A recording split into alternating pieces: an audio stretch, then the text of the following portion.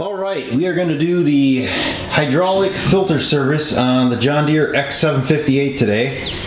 So there is one filter in the rear of the machine, and there's a lot of hydraulic fluid. We'll go through the capacities and the type of fluid that I'm putting in.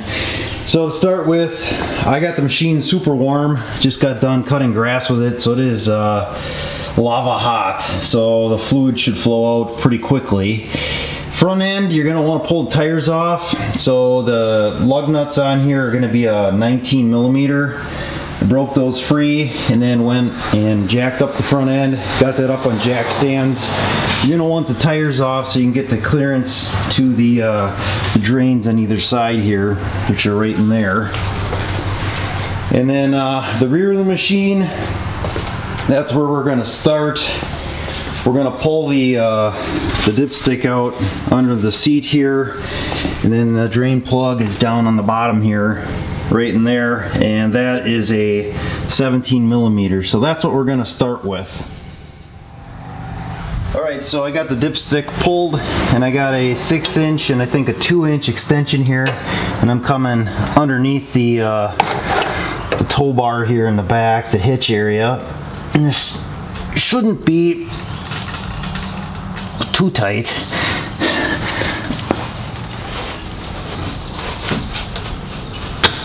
Holy smokes, tight enough. So this is probably going to come out pretty quick. I can't recall when I did it on the X758 if this pan was large enough, but expect a decent amount of fluid to come out the back of this machine.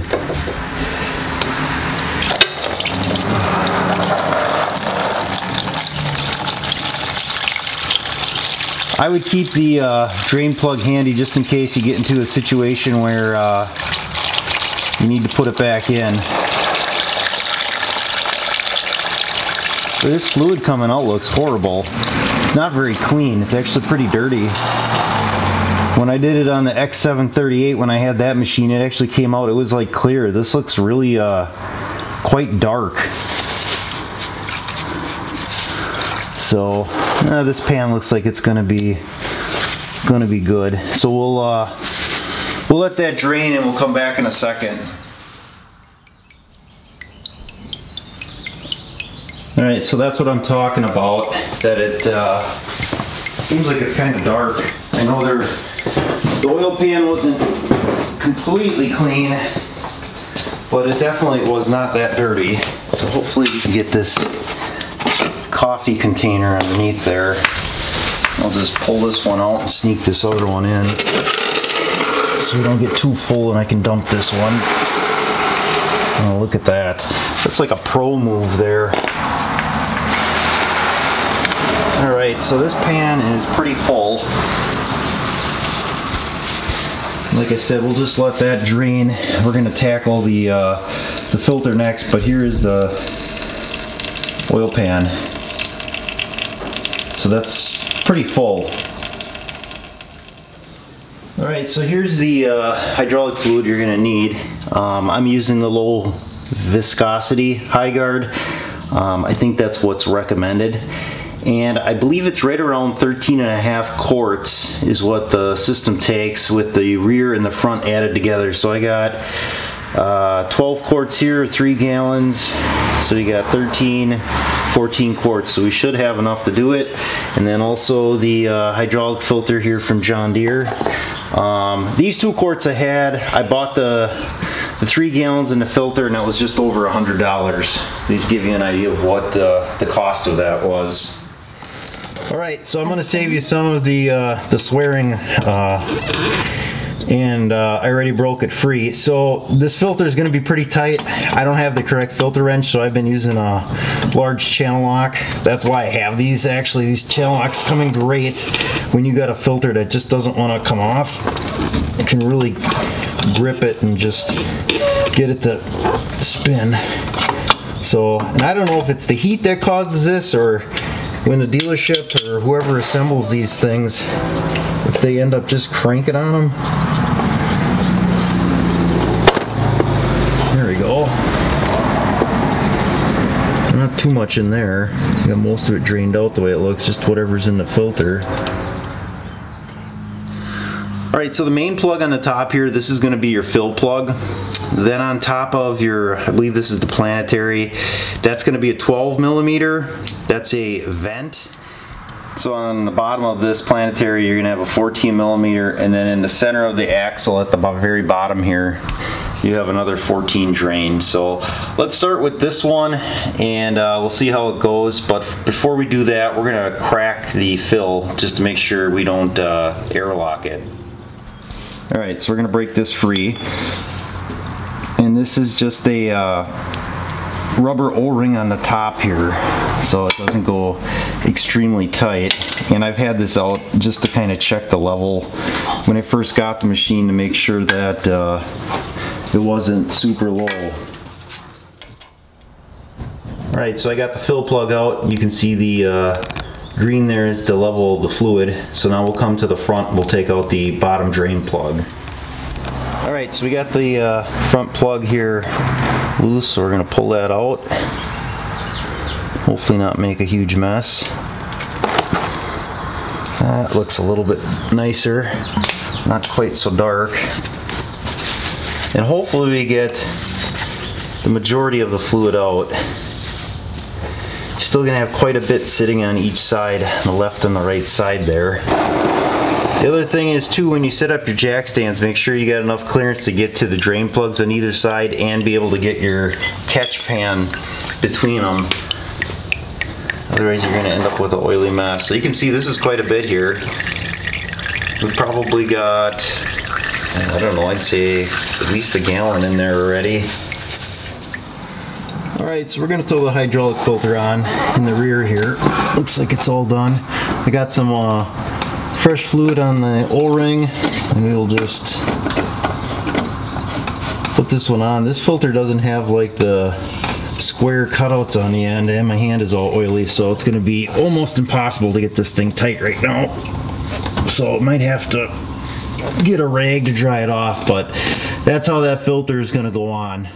Take this 14 millimeter out. I already broke it free here. I also have the 12 millimeter on the top vent. I got that out as well. So we'll see how much oil comes out here. I recall there was quite a bit the last time I did this on the other machine. And like I said, it's kind of tough to do with the jack stand, so you got to make sure you get enough clearance or a small enough pan that you can get in there. Oh, that's good. Shouldn't have any issue there. Alright, so the right side you're going to do the same thing. I'm not going to show you that because it's the exact same thing. You got the vent up on top, the drain plug on the bottom. Just going to move your pans around. So I got everything on the back tightened up. So the filter, the oil filter for the torque spec on that, the filter says once it makes contact it's another 3/4 turn. I think in the book it says 2/3 to 1 full turn, something like that. So usually it's just so that it's tight. The plug on the bottom here, the drain plug, that has no torque spec listed, so I just got it snug with my 3/8 ratchet. So I'm going to begin filling up the back. The capacity listed in the book for the transaxle in the back is 8.1 quarts. So I'm going to start with my gallon containers, and you're going to want to pour it very slow because there's no vent or anything for that to escape. So you don't want to boil that over. So it's a long, slow process, so I'm not going to bore you with that. Alright, so I got the 2 gallons or 8 quarts put in the back, and if you recall the back takes 8.1. The front says that it takes 5.3 quarts. So I had the front all open up here draining, and I started filling the back, and when I got towards the end of the second gallon I noticed at the front I could hear draining quickly.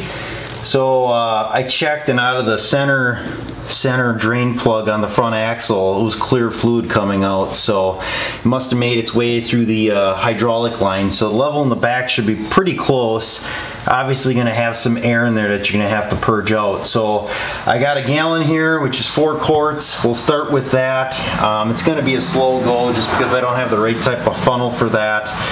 And with all this stuff, when you fill it on John Deere, there's not a lot of room for the air to escape, so you got to pour it in slow so you don't get air bubbles trapped in there.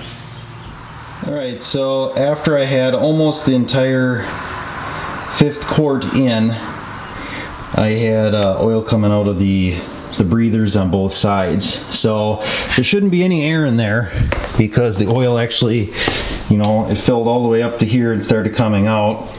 So I put the 2 breathers in, and then I finished what was a little bit left in that 5th quart, and then I poured another, I don't know, a couple ounces here, whatever's left in this one. So about that much, just to get the level on the top here where it was when we first checked it.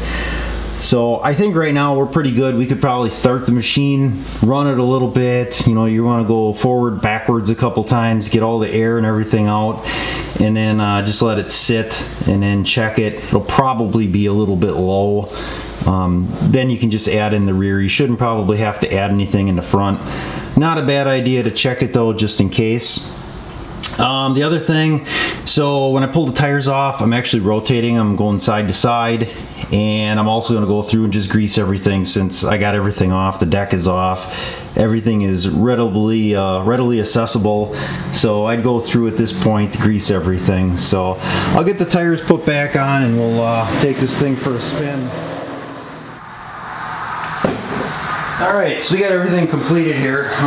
Start it up, we'll move it back and forth a little bit just to get the air purged out, and like I said, after you run it a little bit, let it cool down and then check the level.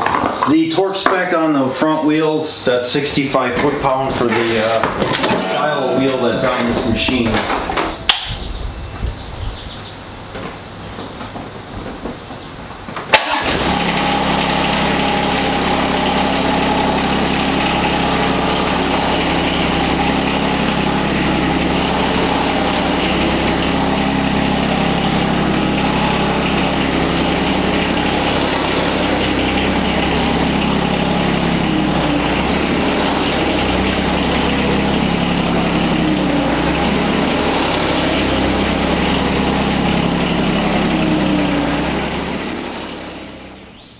Alright, so that's how much oil I took out, and that's a 5-gallon jug, so I'd say there's probably at least 3 gallons in there, pretty close. So, and I haven't had to add any more than what I did. I drove it around a little bit and I checked it, and everything seems to be right at the level it should be. So we're gonna leave it at that and call it good, and that's gonna be it for now.